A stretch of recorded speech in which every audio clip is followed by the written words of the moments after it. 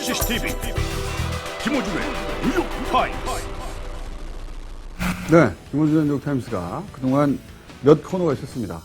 그러나 가장 유서 깊고 전통 깊은 이제는 이름을 바꿔서 김영민의 시사 돼지라고 불리는 113회째 코너입니다. 네. 시사 돼지 잠시 후 시작하겠습니다.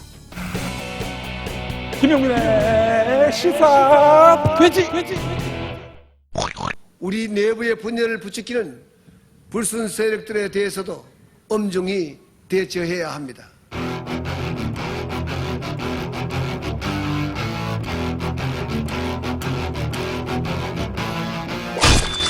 영남 지역 인사가 호남 지역 인사에 비해 많게는 3배 정도에 이른다고 지적했습니다. 550 군사정권 시절을 능가하는 망국적 지역차별, 더 나아가서는 측근 보온 인사로 국가 인사 질서를 문란하게 하고 있는 것이 대국민 약속을 파기한 책임, 국토 남북권의 발전을 가로막고 정부와 한나라당에 대한 국민의 신뢰를 무너뜨린 책임을 져야 합니다. 지금 영남권을 완전 두 동가리 내놓고 사업만 시급 붙여놓고 충청남도에 대해서 이명박 정부에서 전혀 배려를 하지 않고 있는 것이 몰래 늘린 국민예산 충청도 전체 268배다. 500만 충청인을 우롱하고 기만하는 것으로 지역 간 불필요한 유치 경쟁을 촉발하여 우리 사회를 국론 분열 유발로 다시 혼란과 갈등의 늪으로 빠뜨리고 우리 내부의 분열을 부추기는 불순 세력들에 대해서도 엄중히 대처해야 합니다.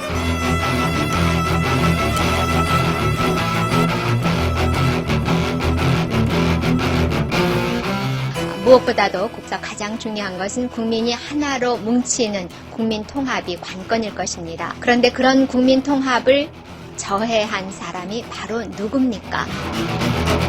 네, 이것은 이제 고해성사한 거죠. 고해성사. 본인이 그렇게 했다. 네. 저희가 사실은 그 연초에 방송을 하고 이분의 방송 복귀는 더 이상 불가능하다. 라고 저희가 이제 예언을 했는데 오히려 요새 더 많이, 미디어에 더 많이 노출되고 계신 분입니다. 어떻게 된 일일까요? 고성국 박사님 나오셨습니다. 안녕하세요. 레임덕 때문일까요? 레임덕 때문이면 김어준 총수가 좀 나와야 되는데 김어준 총수 지금 라디오에서 헤어나오지 못하고 있습니다. 라디오에서 연애 프로 연애 상담하고 있어요. 아무리 레임덕이라도 옥석은 가리죠.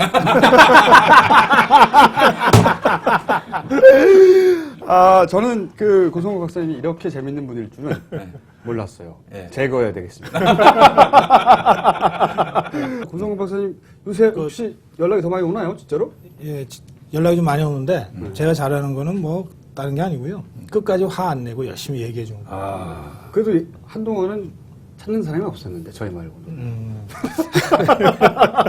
뭘 몰라서 그렇죠.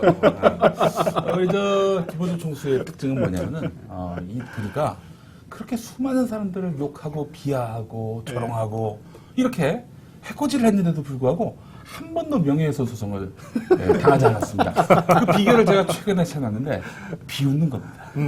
비웃으면은 거기다 대고 화를 낼 수도 없거든요. 그래요. 막 화를 내면서 막 이렇게 사람을 욕하면은 명예훼손 소송에 당할 소리가 있지만 소송할 사람들도 다 생각하고 하죠. 그렇습니까? 나하고 붙는 게 쪽팔린 거야, 시들이. 그렇다면 신정화에 대해서 정운찬 전 총리가 대응하지 않는 것도 뭐 같은 맥락이라고 봐야 됩니까? 대응은 했죠. 뭐라고? 사실무근이라고 대응을 하긴 했죠. 사실무근이란 말은 안 했어. 뭐라고 내가 했죠? 그 사람의 코멘타리를 쭉 살펴봤는데 뭐라고 그랬죠? 이 양반은 답변할 일고의 가치가 없다. 내가 국립대 총장으로서 부끄러운 일 안 했다. 그러니까 만났다 안 만났다 이런 사실관계에 대한 해명을 한 번도 한 적이 없어요. 그랬죠. 일고의 가치가 없다. 그거는 전 정운찬 총리의 그 청문회 때와 김태호 씨의 그 청문회를 제가 비교를 해봤는데 정운찬 전 총리는요 불리하다 싶으면 기억이 안 난다 이러지 새빨간 거짓말을 안 합니다. 김태호 후보자는 새빨간 거짓말을 했다가 개망신을 당하고 결국에는 후보자 신분에서 아웃됐습니다. 빨간 거짓말 하나 개망신 나가면 똑같아요, 양쪽 다. 아, 그런가요? 그래도 한 사람은 총리했잖아. 이것만 좀 간단히 하겠습니다. 선물 소개하겠습니다. 세계인의 명품 피자, 유기농 피자, 라피자가 함께합니다. 은은한 커피 같은 영화 한 잔, 인사이드 피플에서 단편 영화 무료 관람권을 협찬하고 있습니다. 2011년 새롭게 공개되는 카시앵글에 담긴 20세기 영웅들의 초상, 5월 22일까지 세종문화회관 미술관에서 열리는 카쉬 사진전 초대권을 협찬합니다.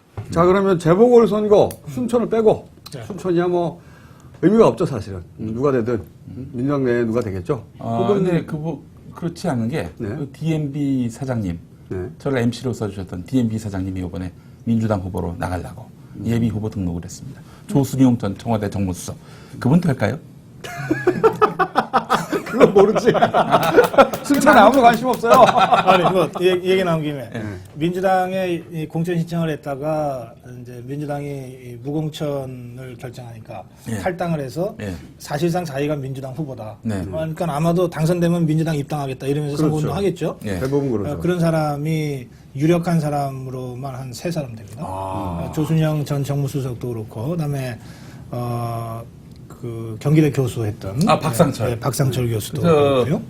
무조건 부른 박상철이 아니라. 그렇죠. 다르죠. 훨씬 잘생겼죠. 그리고 아웃셀러네.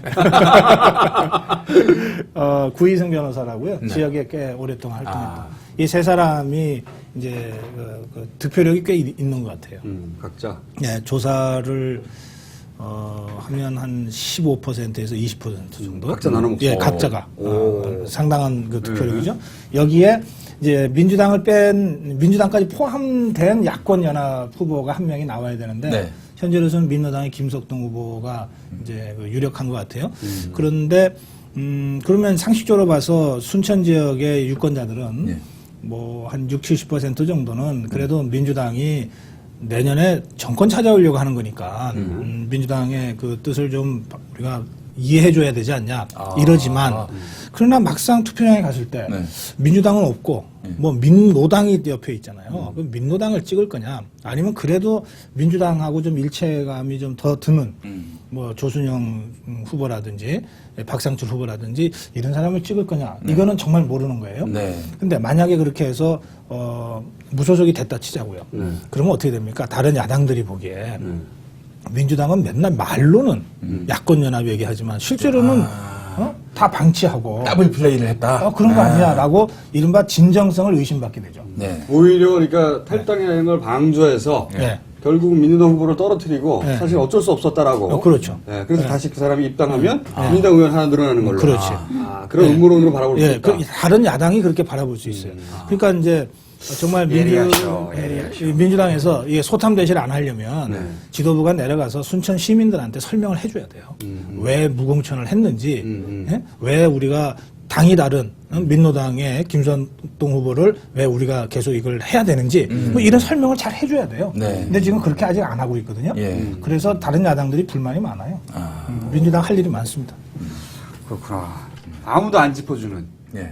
워낙에 여기는 뭐 하여간 예리한 지적이었습니다. 뭐 어떤 그런 정치적 변수가 없다 보니까 관심들이 없는 것 같은데 하여간 그러나 내년 총선 대선으로 가면서 야권 연합이 굉장히 중요하다고 생각을 하는 분들의 입장에서는 순천에서 민주당이 어떻게 하느냐 이거 굉장히 호남에서 민주당이 당선됐다. 상승이 크죠. 그렇게 되면 또 그렇죠. 그 생각을 못했네요.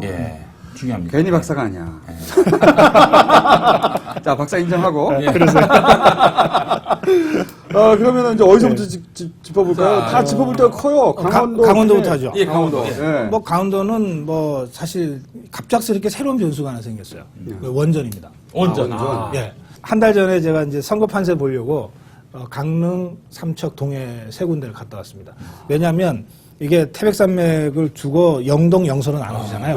근데 이번에는 영서 후보가 2사람이 나온 거잖아요. 춘천. 그렇죠. 그러니까 영동 사람들이 캐스팅 보트를 질 수가 있어서 영동 민심이 중요하다 이렇게 생각했는데 저 가서 보니까 삼척에 프레카드가 정말 쫙 걸려 있는데 원전 크루스트 유치. 이 프레카드가 한 작은 삼척이 이렇게 크지 않아요. 근데 한 300개 이상 걸려 있더라고요. 무슨 동, 무슨 면, 분여회, 뭐 이런 식으로요. 제가 그래서 야 이건 이럴 수 없다. 이게 우리가 무슨 전체주의 국가도 아니고 100% 찬성 프레카드만 있다는 건 말이 안 된다. 그래서 반대 프레카드 찾자 그래가지고 찾았어요. 한참 돌아다니면 찾았는데 하나 찾았어요. 무슨 저기 환경단체에서 반대. 그러니까 그렇게 압도적으로 원전 유치 바람이 불고 있었던 거예요. 삼척에. 그런데 이제 일본 대지진으로 원전 문제가 심각해지잖아요. 최문순 후보가 바로 원전 반대를 공약으로 내걸었죠. 이 얘기는 뭐냐면 삼척표 1호도 좋다 이거예요. 삼척을 가본 사람이면 원전 반대 못합니다. 네, 적어도 삼척 근처에서는 못하거든요. 근데 원전 반대를 딱 내걸었어요. 공약으로. 굉장히 모험을 한 거죠. 영동표를 갖고서 지금 선거를 이겨야 되는데 영동표를 잃을 각오로 지금 내건 거예요. 이게 정치적 승부수였군요. 그렇죠. 그러니까 엄기영 후보는 여권 후보이기도 하고 또 상대방이 원전 반대 외세웠으니까 찬성을 할 수밖에 없잖아요. 그렇죠. 그래서 원전 찬성 그 다음날 바로 이렇게 나왔어요. 바로 나왔어요. 그래서 지금 95.9%의 찬성이기 때문에 지지합니다. 95.9는 이제 MBC 라디오 주파수인데 원래는 96.9입니다. 예. 자, 그래서 지금 강원도가 원전 찬성 원전 반대라고 하는 새로운 이슈, 그러니까 쫙쫙 뜨거운 이슈죠. 이걸 갖고 지금 선거를 치르게 된 거죠. 예. 그런데 제 생각에는 지금 원전 문제가 현재 진행이잖아요. 근데 뭐 동풍도 있다, 편서풍만 있는 게 아니다, 뭐 이런 얘기도 나오고, 그다음에 그 일본 바다에서 잡히는 수산물에 이게 그 방사능이 들어가 있을 위험성, 뭐 이래갖고서 지금 주부들이 시장에 가서 생선 안 사잖아요. 막 이런 식으로 이렇게 체감되는 위기로 지금 다 오고 있기 때문에. 삼척 분들이 아무리 지역 발전을 위해서 원전 유치에 압도적으로 찬성을 보냈어도 이분들부터 나는 바뀔 수 있다고 생각합니다. 이미 그 여론조사 결과를 보니까 민주당에서 내놓은 거 보니까 반대가 찬성을 앞서는 것으로 아마 그럴 거예요. 이렇게 아니, 나왔어요. 지금 뭐 한 달 가까이 일본 그 사태를 보고도 계속 찬성할 마음이 든다면 그게 비정상이에요. 그러니까 사실은 얼마나 절박했으면 정말 양잿물이라도 공짜라면 먹겠다 뭐 이런 심정으로 사실 너무 힘드니까. 원전 유치를 했던 건데 이분들도 너무 위험이 실감나게 오니까 생각을 다 바꾸실 거라고요. 근데 더 중요한 것은 자 삼척 분들은 그건 그렇다 치자고요. 근데 옆에 동해는 뭡니까? 이를테면 삼척으로 오면은 삼척시한테 돈이 떨어지는 거지 옆에 동네 동해에는 한 푼도 안 떨어져요. 위험은 같이 오죠, 근데. 그렇죠. 이제 동해시가 삼척 바로 옆에 있는 인천시로 말하자면 부천시 같은 곳. 그렇죠. 예. 그다음에 강릉 또는 춘천 뭐 이 원주권은 같은 강원도로 묶여 있는데 실제로 원전을 삼척에서 유치하면은 그 지역은 발전이 되겠지만 다른 지역은 발전은 안 되고 부담만 갖지 않는 거죠. 그래서 전체적으로 강원도 전체로 보면 원전 반대가 많을 수밖에 없어요. 그래서 이 문제는 여러 가지 정황으로 봐서 최문순 후보가 굉장히 유리한 이슈로 발전될 가능성이 많습니다. 그러니까 사실 그동안은 인물 대 인물, 뭐 같은 회사 다녔고 같은 고등학교 나왔는데 누가 더 좋겠냐 이러고서 이 선거가 치러졌다가 그러니까 제대로 된 이슈가 없었거든요. 그런데 원전이라고 하는 굉장히 뜨거운 이슈가 강원도 선거에 새로운 쟁점으로 등장했다. 이거 제가 엄명 후보가 아직 후보 확정된 건 아니죠? 네, 그렇죠. 4월 3일 날 예비 후보 같은 경우에는 똥말 봤다 싶겠네요. 그죠? 뭐 얕은 수로 그냥 이 문제를 접근하다가. 그러나 어떻게 했어요? 그 정부의 공식 입장이 있고 한나라당의 공식 입장이 있거든요. 그것은 원전 정책은 계속 유지한다. 우리나라 원전은 세계에서 최고로 안전하다. 이게 정부 여당의 공식 입장입니다. 그 말은 그러니까, 이제 아무도 안 믿어요, 사람들이. 믿건 안 믿건. 믿건 안 믿건 그게 공식 입장이기 때문에 한나라당의 후보인 엄경으로서는 선택의 여지가 없죠. 이광재 전 도지사의 후광 효과는 얼마나 발휘될까요? 박근혜 효과, 이광재 효과가 다 있는 것 같은데 15일 날 그 박근혜 전 대표가 춘천에 3월 15일, 갔죠. 3월 15일 날 갔는데 그때까지 흐름을 보면 엄경 후보가 막 떨어지고 있었어요. 초반에 굉장히 인지도가 높아갖고서 앞서가다가 그렇죠. 대통령보다도 앞서가다가 인지도. 도대체 정권에 의해서 MBC 사장에서 쫓겨난 사람이 왜 한나라당으로 입당하느냐 설명하라 이러면서 사람들이 막 문제를 제기하면서 막 떨어졌어요. 그 추락세를 박근혜 전 대표가 춘천에 가서 일단 멈춰 났어요. 굉장히 힘이죠.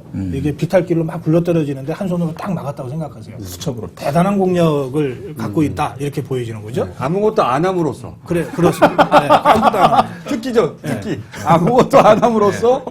그래서 정치에 추락세가 멈춰지면서 혼전으로 간 겁니다. 그냥 놔뒀으면은 그냥 바로 역전이 돼버렸을 거예요. 예. 네, 그런 것이고. 무위의 정치라고 합니다. 그다음에 이광재 전 지사는 안 움직이던데 지금. 거의 안 움직이죠. 그런데 바닥으로는 움직이고 있습니다. 왜 안 움직였냐면 그동안은 민주당도 경선이었단 말이에요. 그러니까 경선 때는 조일현 전 의원, 이화영 전 의원, 최문순 의원 세 사람이 하는데 누구 편을 들 수가 없잖아요. 그러니까 드러내놓고 움직이기가 어려웠어요. 그런데 누가 되건 후보가 결정이 되면 그 후보 손잡고 돌아다니겠다고 약속했답니다. 그러니까 이제 그 이제 최문순 후보로 아마 확정이 되겠죠. 그러면 두 사람이 손잡고 돌아다니기로 술 마시면서 약속했대요. 그러니까 이제 움직이겠죠. 예. 술 마시면서. 네. 그런데 박사님 한 가지 궁금한 게 이광재 전 지사가 유세를 할 수는 있습니까? 유세를 법률적으로는 할 수 있어요. 문제는 없죠. 그렇습니까? 뭘 누굴 지원하거나 후원하는 거 할 수 있는데 네. 정치적으로는 하면 안 되죠. 본인이 그렇죠. 자기 때문에 어쨌든 선거를 다시 치르는데 그냥 그 연단 밑에서 모인 청중들한테 아이고 뭐 저 때문에 죄송합니다 이러면서 인사를 하고 다니면 죄송하다고 인사를 하고 다녀야죠. 아 그래 아이고 참 안 됐네 뭐 이럴 텐데 그거 뭐 잘났다고 연단에 올라가 갖고서 자기가 정치 연설을 해버리면 밑에 듣던 사람들도 누구 때문에 지금 선거를 치르는데 이럴 거예요. 또 그런 사람들도 있을 거예요. 그 이광재 도지사에 대해서는 강원도가 배출한 최초의 대선 후보급 정치인이었는데 현 정권에 의해서 핍박을 받고 이렇게 잘렸다. 그래서 어떤 동력요인이 많이 있지 않습니까? 그렇죠. 그래서 오히려 나와서 성토해주길 바라는 여론도 있지 않을까요? 공개적으로? 그러니까 그 이광재 동정표에는 지금 말씀하신 대로 그래서 이것이 스스로 끝이 아니다. 일단 이번에 민주당 최문순 후보 당선시켜 놓고 그다음에 내년 대선에서 민주당이 이겨서 정권 교체하고 그러면은 새 정권이 들어서서 사면복권 시킬 거고 그러고 나면 2014년 강원도 지사 선거에는 다시 이광재가 출마를 해서 그렇죠. 명예 회복하고 그리고 난 다음에 2017년 대선에 대선 후보로 뛸 수 있는 것 아니냐. 이게 이광재 동정표는 이광재 재기론입니다. 이광재 재기할 수 있다. 이런 표기 때문에 굉장히 의식도가 높아요. 그러니까 그런 사람들 입장에서는 이광재가 뭐 잘못했냐? 정치적으로 탄압받은 것밖에 더 있냐? 그러니까 당당하게 연설도 하고 유세도 해야 된다. 이러는데 그거는 이광재를 열렬히 지지하는 사람들의 정서고 맞아. 실제로 동정심은 있지만 뭐 그렇게까지 열렬하게 지지하지는 않는 이 사람들이 더 다수거든요. 이 사람들이 입장에서 볼 때는 그냥 고개 숙이고 죄송합니다 하고 다니는 것이 훨씬 더 마음이 편하고 표를 얻는 데도 도움이 된다. 되게 대체로 이런 것 같아요. 분석이 그렇군요. 그러면 어쨌든 같이 연단 위에서든 아래서든 돌아다니면 효과는 보겠군요. 효과는 보죠. 사실은 따로 돌아다녀도 효과는 봐요. 왜냐하면 워낙 알려져 있는 사람이니까. 그렇죠. 이광재는 그 강원지사 하면서 한 8개월, 10개월 이상 어쨌든 지사직을 했잖아요. 강원도가 뭐 넓긴 하지만 다 다녔을 거라고요. 그러니까 사실은 후보랑 같이 다니면 묻히는 측면이 있는데 최문순 후보는 원주에서 유세하는데 이광재 후보가 혼자서 갑자기 영월에 나타나갖고서 시장바닥에서 아주머니하고 인사를 한다 치자고요. 아이고 여기 웬일이세요? 뭐 이러면서 사실 정서적으로 접근하는 거가 크기 때문에 우리 문순이 찍어주세요. 아 그러니까 그렇게 얘기하면 안 되죠. 문순이 형이죠. 수은이 형 좀 찍어주세요 이렇게. 우리 김어준 씨가 7살 위 사람하고도 말투는 사이라서 나이에 관념이 별로 없으십니다. 그러시구나. 그렇군요. 그러면은 전망은 어떻게 보십니까? 객관적인 전망은? 객관적인 일단 엄기영 전 사장이 한나라당 후보가 될 가능성이 지금으로서는 높죠. 뭐 거기서 또 뒤집어지면 그러면 이제 이 강릉 출신의 최동규 최흥집 이제 정무부지사가 될 건데 이런 문제죠. 영서 후보를 한나라당이 냈다가 이게 좀 경쟁력이 안 된다고 다시 영동 후보로 바꿨다.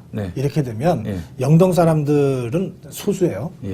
영서가 다 합쳐서 60만인가 그렇습니다. 춘천하고 원주가 다 영서거든요. 이 사람들이 이 상황에서 한나라당의 그 새로운 후보를 찍을 가능성은 거의 없어요. 그러니까 그건 제가 보기에 자살골이죠. 그래서 결국에는 원경 후보로 확정은 될 거고 또 최문순 후보로 확정은 될 거예요.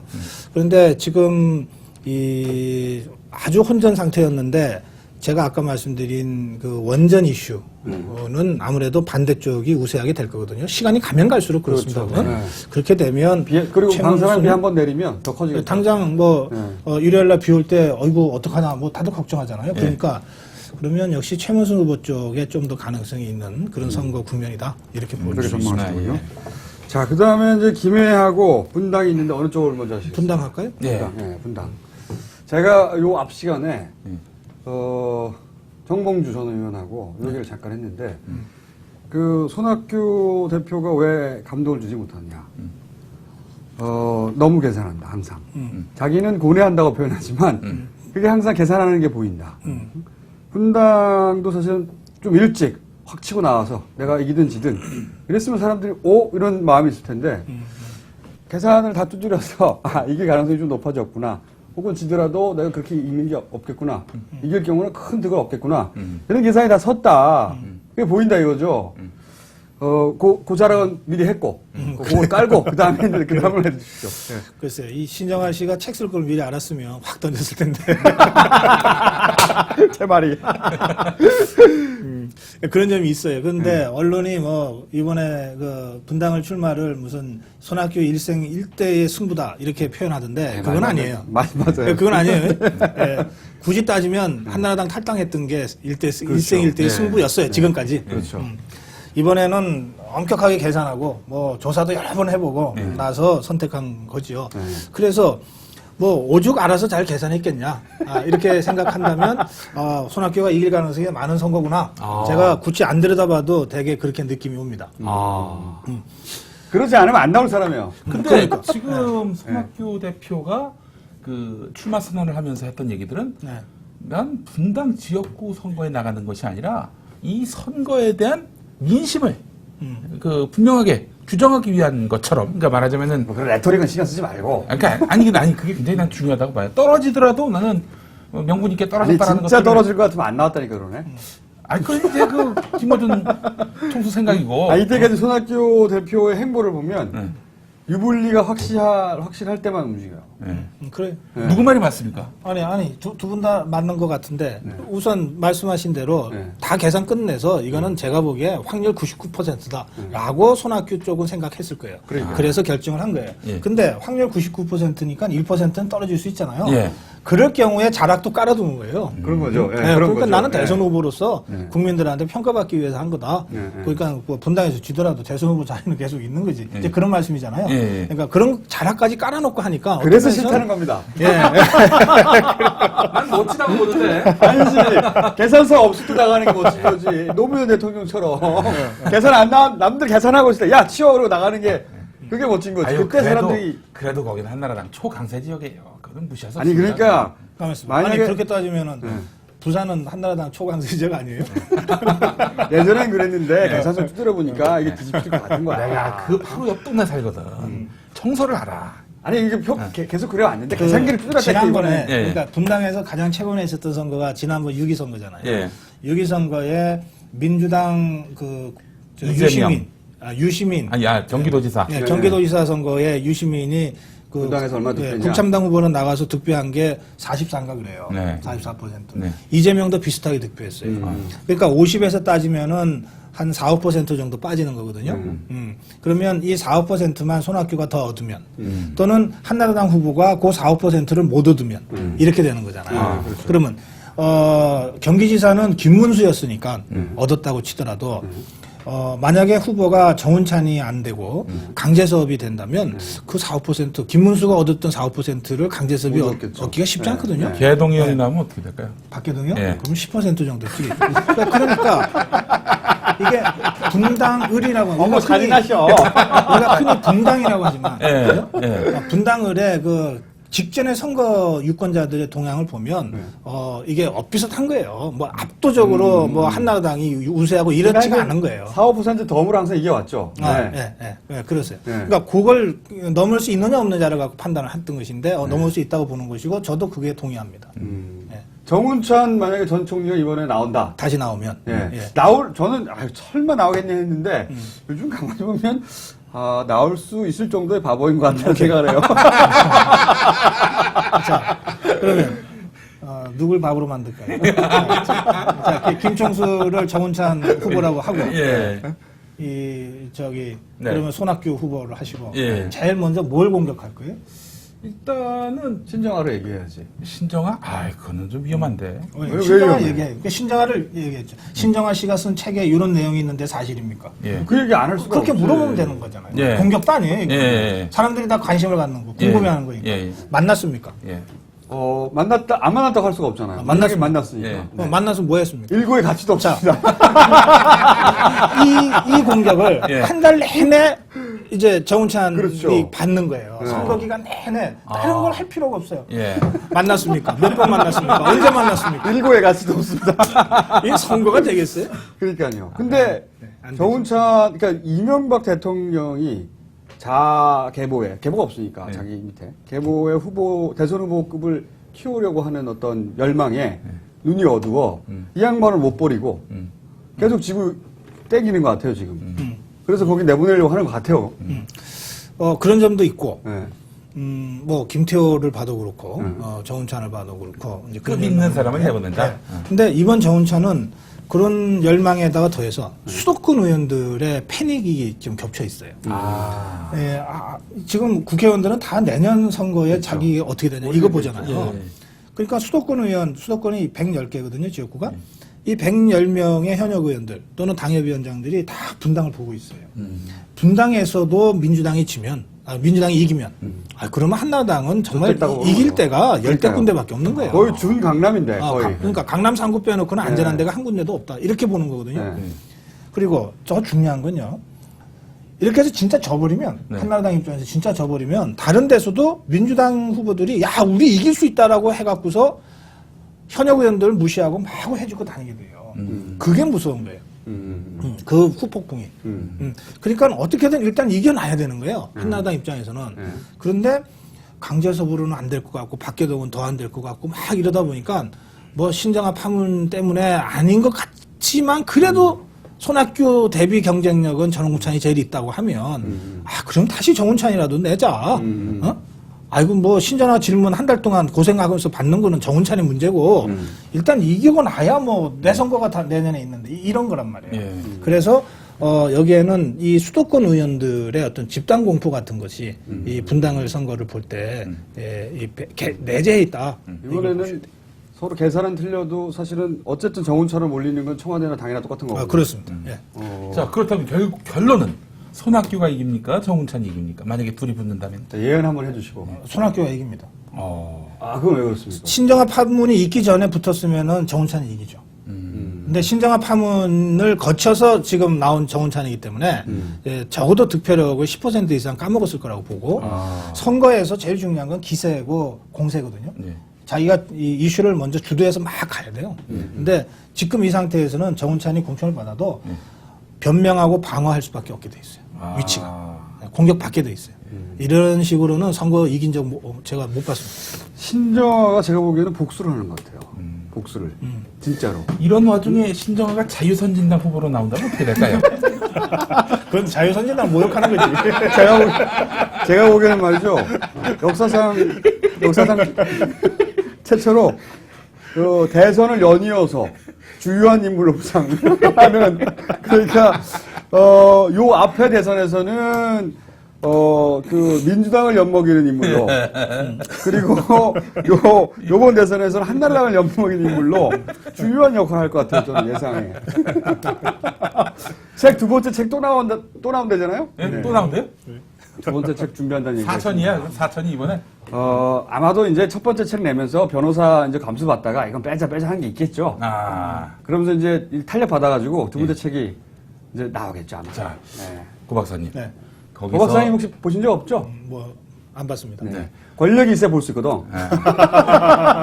그리고 신정하고 한 번쯤 뭔가 있는 사람들, 캥기는 사람들, 이런 분들이 아마 많이 샀을 거라고 보는데 궁금한 게 있습니다. 네. 거기서 거론되는 조선일보 기자 출신의 시모 씨. 네. 지금 뭐 현역 국회의원이라고 하는데 전 누군지 모르겠습니다. 내년에 나도 몰라. 이 사람 될까요? 저도 모르는데요. 예. 제 주변의 분들은 다 아시더라고요. 예. 그리고 하나같이 하는 말씀들은 예. 그 사람 아깝게 됐다. 예. 네이버에서도 아는 것 같아요. 네이버에서 이분 성함이 삭제됐다고 하죠? 아이 궁금해라. 그러니까 그분 경우에는 스스로 정리를 할 수밖에 없지 않나 싶네요. 스스로 정리를. 네. 그리고 한나당이 그래도 집권당입니다. 이게 뭐 바보들이 모인 당이 아니거든요. 내년 총선에서 어쨌든 일당을 목표로 선거를 할 때는 상당한 정도의 공천혁명을 통해서 그치, 정말 새로운 인물들을 전면에 내세워서 선거를 하려고 할 거예요. 그렇겠죠. 이제 그럴 경우에는 사실 누구는 안 돼, 누구는 돼라고 할 수가 없기 때문에 임의적으로 네. 공천 기준을 엄격하게 세울 수밖에 없습니다. 그때 걸릴 것이다. 그럴 가능성이 많습니다. 그럼 그때 가면 우리가 알 수 있겠군요. 그분이 누군지. 그렇죠. 이분이 이제 검색어에 등장을 했는데 네이버에 연락을 해가지고 이름을 삭제시켰다라고 하는 걸로 봐가지고 네. 네이버는 압니다. 네이버 지식인에 물어보세요. 아유 설레라. 그러면 그 사람이 진성호 의원인지 아닌지 알 수 있겠네. 네이버는 알고 있는 거죠. 그러면은 이 분당 얘기가 끝입니까 이걸로? 네. 수학교 깔끔하시네. 자, 그렇다면 남은 여기가 복잡합니다. 김해. 근데 이거 나중에 틀리면 어떻게 되는 거예요? 아무 상관없어요. 그래? 상관없습니다. 그럼 계속 가죠. 고성반가 고성빈가로 바뀌어가지고.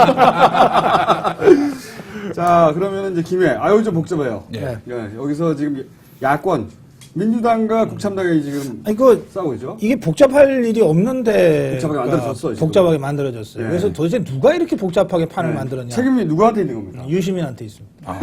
단언을 하시네. 단칼에. 네. 왜 유시민한테 있는가? 정리해 주십시오. 제일 간단한 판은 뭐였는가 하면은 김경수 비서관을 출마시키는 거였습니다. 공화재단 사무국장. 그럼 뭐 다른 당이 후보도 안 내요. 그렇죠. 간단하게 끝났죠. 네, 간단하게 끝나죠.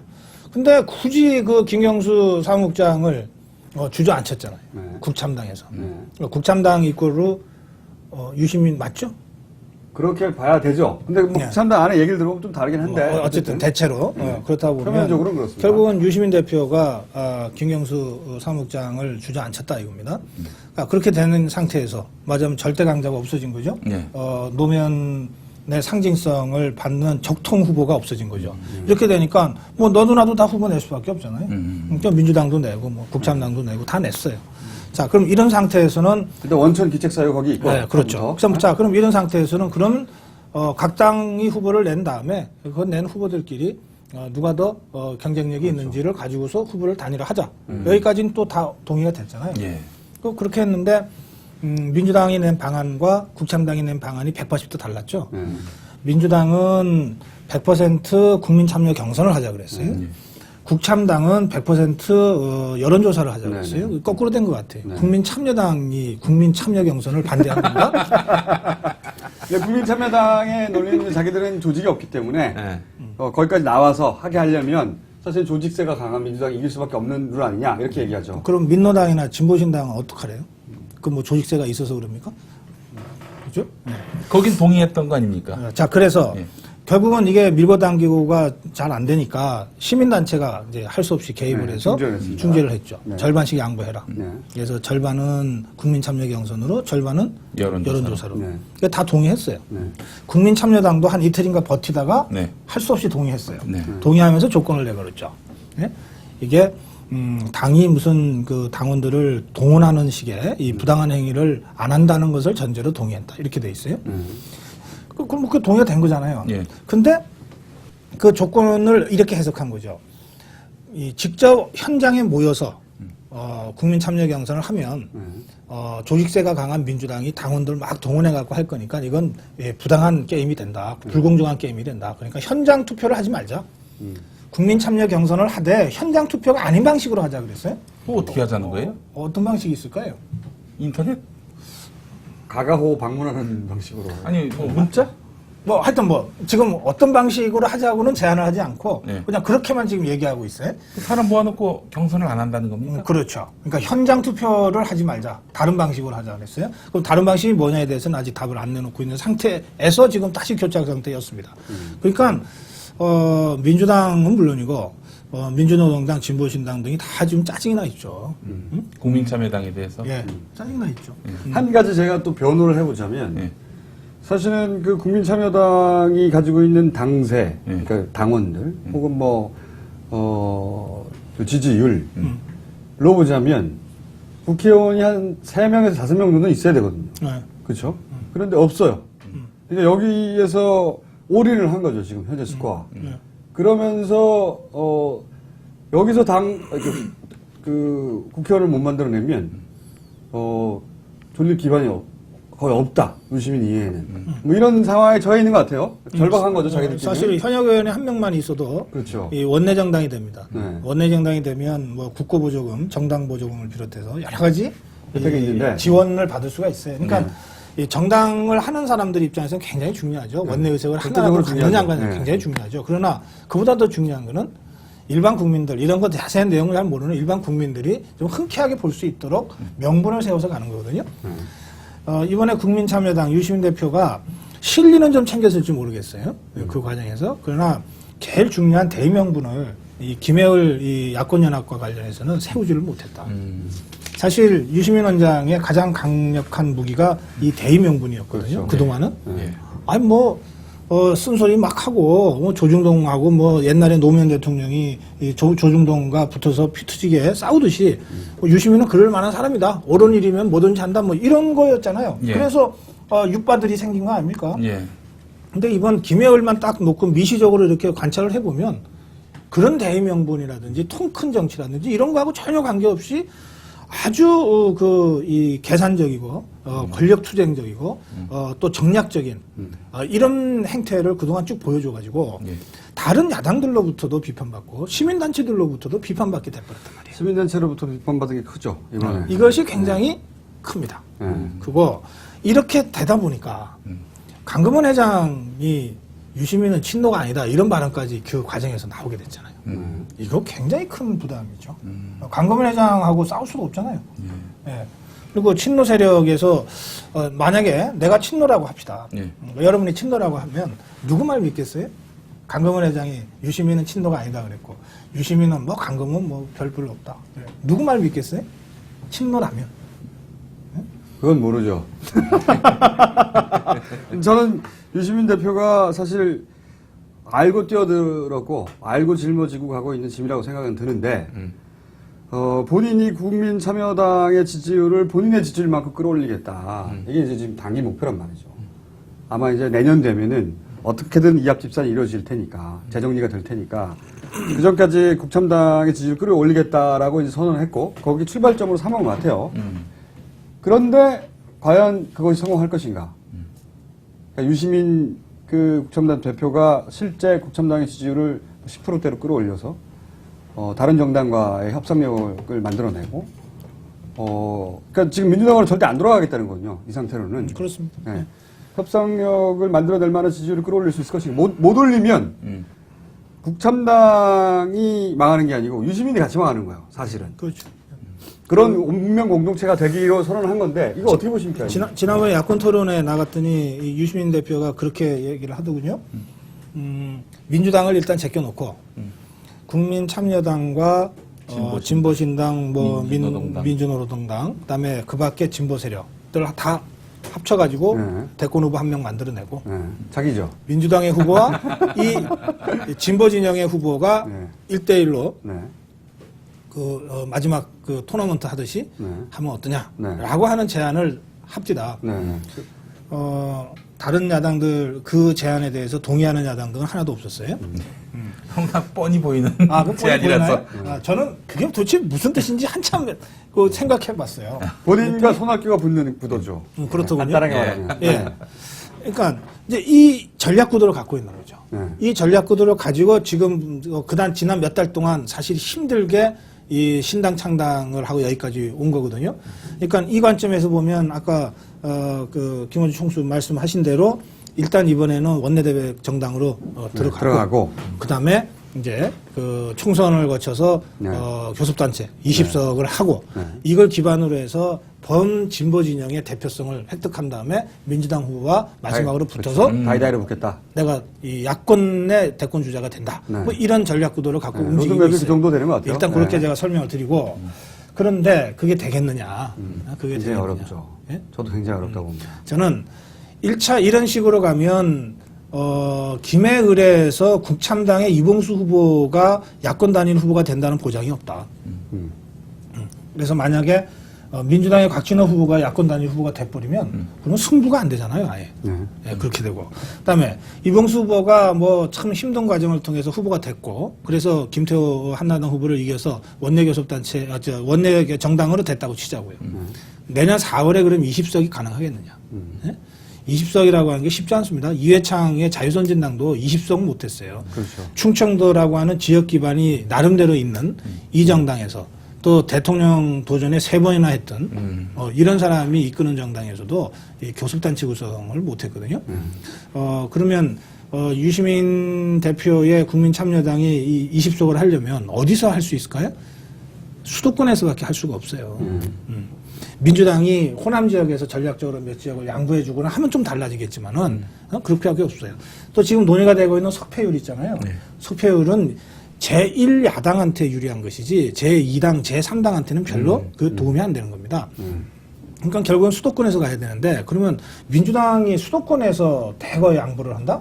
이것도 현실적으로 쉽지 않죠. 그 정도 양보를 받아내려면 유시민 대표가 자기가 양보를 해야 돼요, 먼저. 손학규한테 준다든가. 예. 국참당의 다른 동지들을 위해서 내가 먼저 통 크게 양보하겠다. 뭐 이렇게 되는 거거든요, 정치가. 옛날에 민중당이 신한국당에 흡수될 때 그 당시 그 장기표가 양보했잖아요. 자기는 나 배지 안 달아도 되니까 이재호, 김문수, 정태훈 이런 사람들은 배지 달게 해주라. 그래서 결국 영원히 못 달았죠. 그래서 장기표는 지금도 배지를 못 달고 있어요. 계속 달려고 그러는데 영원히 못 달고 그 장기표의 희생을 딛고 지금의 이재호, 지금의 김문수가 있는 거거든요. 그렇다면 유시민도 그런 정도는 통 크게 뭘 하겠다 그러면은 교섭단체를 노려볼 만한데 자기의 포지션, 전략적인 어떤 행보는 그냥 그대로 고수하면서 또 뭐 당도 20석을 만들겠다. 어디서 만들어요? 20석 쉽지 않습니다. 게다가 사실은 그 참여당의 바람과는 다르게 이 참여당이 합치고자 하는 진보 진영의 정당들, 뭐 민주노동당이나 진보신당이나 단일 정당 만든다고 일단 구두 합의는 했던 것 같은데. 근데 거기에 그 유시민 그 비토 분위기는 그러니까 이제 참 만만치 이런 않아요. 거죠. 서로 비토가 없다 한들 이 사람들이 왜 우리가 유시민의 들러리가 되어야 하느냐. 그렇죠. 유시민 후보를 만들어주기 위해서 우리가 뭉치는 건 아니지 않느냐. 이런 생각이 있어요. 상식적으로 생각해보면 그 사람들 입장에서 보면 당연하거든요. 자, 그런 의미에서 저는 나오는데. 2010년 6월 지방선거 때 유시민 대표가 경기도지사 선거에서 낙선한 이유가 무엇인지 이거부터 한번 좀 거슬러 올라가서 짚어볼 필요가 있을 것 같아요. 경기도의 시군 기초단체가 31개거든요. 예. 그 중에서 19개를 민주당이 이겼어요. 한나라당은 10개를 이겼습니다. 그러면은 3개가 남죠? 2개가 남나요? 예. 그거는 무소속입니다. 네. 자, 그러면, 이제 유권자가, 기표장에 가서, 시장은 민주당을 찍어요. 그리고 나서 도지사는 유시민을 찍었어야 되는 거죠. 그렇게만 했으면, 그러면은 유시민이 무조건 당선이죠. 그죠? 19대 10으로 이겼으니까. 예. 기초단체에서. 그런데 유시민이 떨어졌어요. 그것도 비교적 차이가 좀 크죠? 자, 그 얘기는 뭐냐면, 시장 민주당 찍고, 유시민 찍으려다가 안 찍었거나, 김문수를 찍었거나, 그렇죠. 아니면 또는 심상정을 찍었거나, 그래서 한 70만 표 사표가 나버렸죠? 뭐, 이런 사람들이 굉장히 많았다는 겁니다. 응? 그러니까 요걸 갖고 이제 두 가지 문제를 제기할 수 있어요. 첫째는 시장 군수에 민주당을 찍은 사람이 왜 유시민을 찍도록 왜 제대로 민주당 지도부가 민주당 지지자들한테 이 자극을 못했냐? 설득하지 못했냐? 혹은 안 했냐? 예, 안 했냐? 너네 일부러 안 한 것 아니냐? 예, 그런 얘기도 있죠. 예? 그래서 민주당 책임이 있다. 이런 점이 하나 있어요. 두 번째는 그래도 어쨌든 후보인데 후보가 왜 군수는 민주당을 찍고 도지사는 유시민을 찍도록 왜 적극적으로 당기지를 못했냐? 그렇죠. 후보 자신의 책임이 있죠. 네, 양쪽 다 책임이 있다. 저는 양쪽 다 책임이 있다고 생각하는 쪽입니다. 그런데 둘 중에 작년 6.2 지방선거에서 어느 쪽이 더 책임이 크냐라고 하면 저는 민주당 책임이 더 크다고 생각합니다. 6.2 지방선거에서는. 그런데 그럼 민주당 책임이 더 크다고 계속 얘기하면은 그러면 유시민의 문제는 해결되는 거냐? 그건 아니단 말이에요. 더구나 앞으로 있을 총선과 대선에서는 이제 민주당은 원래 그렇다고 치고 유시민이 이 민주당 찍지만 야권 단일 후보를 찍도록 민주당 지지층으로부터도 호감을 사고 지지를 끌어내도록 노력을 해야 되는 거예요. 그건 대선 후보니까 할 수 없어. 예. 자기가 대선 후보 안 하면 그게 싫으면 안 하면 되는 거예요. 근데 대통령을 하겠다고 하면 싫어도 그걸 해야 되는 겁니다. 민주당 지지자들만큼 어떤 면에서는 몇십 년 동안 민주화를 위해서 또 진보의 어떤 발전을 위해서 헌신적으로 해왔던 사람들이 어디 있어요? 그 사람들을 껴안지 못하고 무슨 대통령입니까? 그 점에서 저는 6.2 선거에서는 민주당 책임이 크지만 앞으로는 유시민의 책임이 더 크다 이렇게 보죠. 그래서 국힘당의 미래는 어떻게 보세요? 미래요? 네. 어둡게 봅니다. 지금처럼 하면 별로 밝지 않다. 매우 어둡게 보시는군요. 네. 저도 민노당의 이정희 대표를 보면요. 네. 민노당의 미래가 밝게 보입니다. 그렇죠. 제가 이분의 에피소드 한 가지만 제가 말씀드릴게요. 이정희 대표. 예. 이정희 대표. 작년 7월 28일 날 재보궐선거 있었죠. 네. 그때 광주하고 은평을 해서 네, 선거가 네. 있었는데 광주에 야권 진보 후보가 이제 무소속으로 네. 출마를 했어요. 근데 그때 민주당 후보가 출마를 해가지고 막 혼전을 했는데 그때 이 야권 후보를 이정희 대표가 광주에 지원하러 내려갔단 말이에요. 그때 그 현장에서 이 사람이 들은 겁니다. 민주당 국회의원들이 민노당 저거 한나라당 이중대다. 응? 막 이런 비난을 퍼붓는 걸 자기가 직접 들은 거예요. 얼마나 화가 났겠어요. 그랬는데 서울에서 전화가 온 거죠. 은평 의뢰 후보 단일화 협의가 타결이 돼서 민주당의 장상 후보로 후보 단일화가 됐는데 올라와서 서명을 좀 해주십시오. 그러니까 광주에서 자기는 한나라당 이중대라고 하는 매도를 당하고 있는데 서울에서는 올라와서 그 민주당 후보인 손을 들어주라는 얘기를 하는 거예요. 이 사람이 한 10분 동안 생각을 가다듬었다는 겁니다. 그리고 추스리고 눈물을 머금고 기차 타고 올라와서 은평에 가서 장상 후보 손을 들고 유세를 했다는 겁니다. 그 야권 연합이라고 하는 거는 이런 이 진정성을 갖고 있을 때 가능한 거거든요. 네? 이런 진정성이 있어야 돼요. 아무래도 이정희 후보가 또 그 대표가 여자이기 때문에 네. 고성국 박사님 마음이 글로 쏠린 게 아닌가 싶습니다. 눈빛이 초롱초롱하면서. 이정희 대표 아주 매력 있는 분입니다. 네. 네, 저도 그렇게 생각합니다. 네. 네. 저는 유시민 대표가 이정희 대표가 보인 이 진정성을 본받아야 된다고 생각합니다. 저는 이렇게 생각이 들어요. 저도 두 분 다 아는데 그 노무현 대통령의 지적인 면모는 유시민 대표가 많이 닮았어요. 근데 노무현 대표의 감성적인 부분은 이정희 대표가 많이 닮았습니다. 보면서 그런 생각을 해요. 그러니까 다 있었으면 참 좋겠는데. 내년 둘 다 갖춘 사람이 문재인입니까? 저는 그렇게 생각합니다. 문재인이 나오면 된다. 소식이 없네. 만약에 그 고 박사님이 네. 유시민 대표라면은 네. 어떻게 행보하실 것 같으세요? 지금부터. 지금부터요? 네. 이 지금은 이 상황에서라면 시민단체의 중재안을 받고 직원 이익은 대중한테 맡겨야죠. 저도 그렇게 생각해요. 그리고 사실은. 그렇게 해서 민주당의 곽진업 후보가 만약에 야권 후보가 됐다 하더라도 네. 선거 끝날 때까지 김해에서 그 후보를 위해서 열심히 운동을 저도 그렇게 해줘요. 생각합니다. 네. 이 사람은 이미 선거 끝날 때까지 김해에서 올인하겠다고 했거든요. 네. 근데 자기 당 후보가 되면 올인하고 다른 당 후보가 되면은 빠진다? 이렇게 하면 안 되죠. 그러지는 않을 것 같아요. 그 정도로 점스러운 정치는 아닌데. 6.2 지방선거에서 민주당이 우리를 화끈하게 밀어주지 않았다라고 비판할 수가 없는 거죠, 그러면은. 그렇죠. 예. 자, 그러면은 한번 싹 훑었고. 그래서 결국은 누가 되든 그러면 김태호 전 지사가 붙었을 때 단일 후보였을 야권 경우? 쪽이 이깁니까? 아니면 뭐 둘 다 나가면 깨지는 게 분명한 거고 단일 후보였을 때. 야권 후보로 한 명이 나가면 곽진업이건 이봉수건 이깁니다.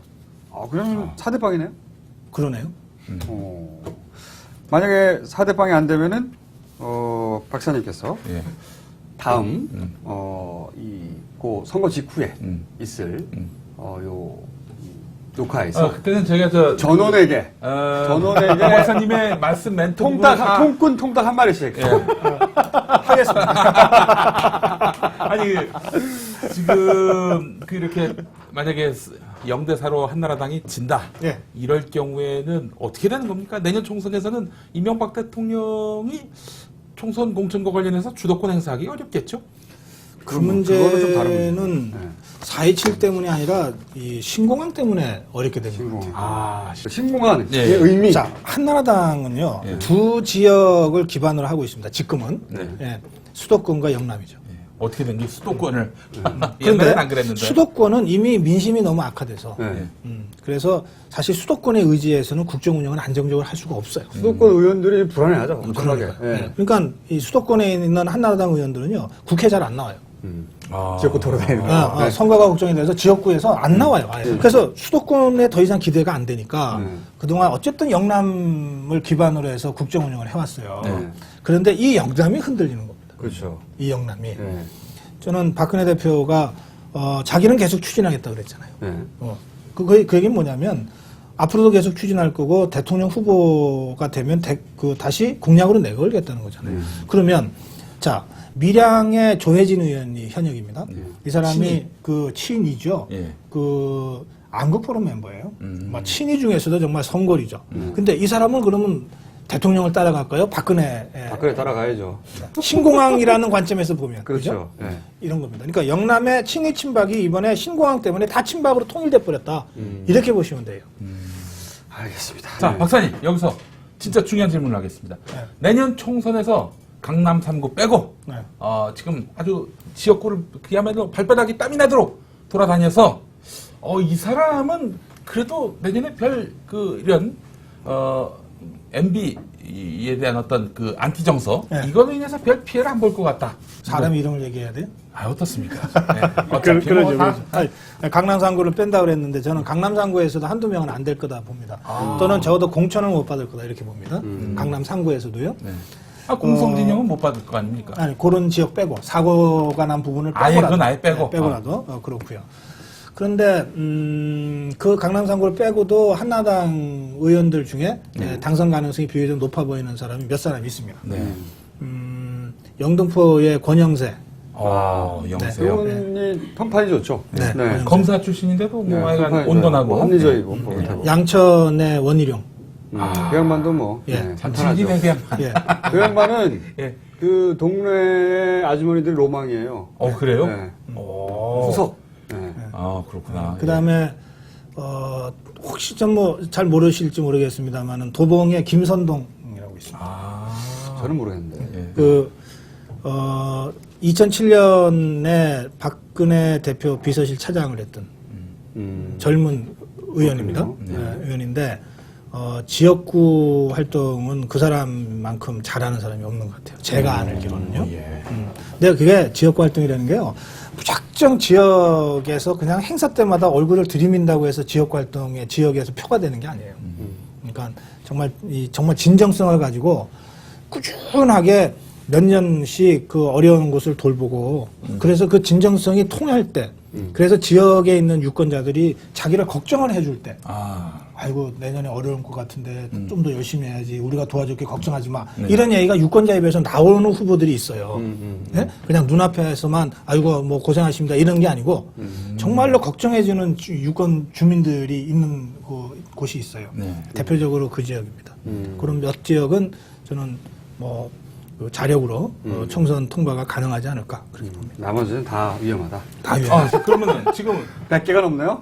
이재호, 전효옥, 정두원, 박진, 나경원, 진성호, 신지호, 홍정욱 제가 관심 있는 분들입니다. 이분들은 다 그러면 어렵다. 특히 예를 들어서 나경원, 쉽지 않습니다. 쉽지 않습니다. 홍정욱. 네, 쉽지 않습니다. 홍정욱이 쉽지 않다니까 마음 참 좋네요, 기분이. 그 지역은 상대 때문에 홍정욱은 상대가 노회찬이죠. 상대가 노회찬이기 때문에 쉽지 않습니다. 홍정욱도 뭐 정말 이 스펙도 좋고 그렇죠. 또 굉장히 점잖거든요. 아주 신사적이에요. 스펙만 좋아요. 그리고 의외로 또 유권자들한테 그 스킨십이라 그러죠. 몸을 낮추고 이런 것도 잘 대통령이 합니다. 되고 싶어 하는 사람이죠. 네, 그래요. 처음부터 그리고 뜻도 그렇게. 크고. 네. 그런데 상대가 노회찬이기 때문에 그리고 노회찬이 너무 고생하는 거를 그 지역 분들이 너무 잘 알기 때문에 노회찬 동정표가 그게 간단치 않거든요. 그래서 저는 그 지역은 혼전이다 이렇게 보죠. 네. 그렇군요. 저희가 질문을 받아야 되는데 2분밖에 안 남았어요. 짧게 하실 거 있습니까, 혹시? 안녕하십니까. 다름 아니라 좀 전에 수도권 지역 의원 내년 판세 예. 정봉주 전 의원은 어떻게 되십니까?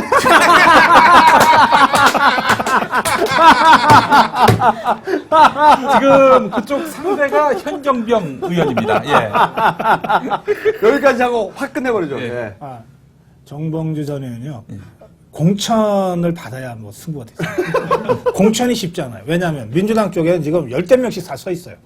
공천만 받으면 된다고도 생각하기 때문에 그래서 공천 게임이 더 어렵습니다. 본선보다. 공천 된다면 그거보다 더 어렵다니까요. 본선보다 공천이 더 어렵다니까요. 그러면 공천에서는 될까요? 그걸 잘 모르겠어요. 그걸 잘 모르겠어요. 왜냐하면 내년 민주당의 공천은요. 네. 대선을 염두에 둔 그렇죠. 포석입니다. 그렇죠. 그래서 그 후보가 정말 좋은 후보냐, 지역에 일을 열심히 하냐 안 하냐 보다는 전체 구도 속에서 이 결정될 가능성이 많습니다. 그래서 너무 변수가 많기 때문에 제가 공천까지는 전망을 못하겠고 공천을 통과하면 본선은 큰 문제 없다. 이렇게 봅니다. 알겠습니다. 제가 전해드리겠습니다. 지역을 신경 쓰지 말고 공천을 신경 쓰거라. 지금까지 고우성구 박사였습니다. 감사합니다. 고맙습니다. 고맙습니다.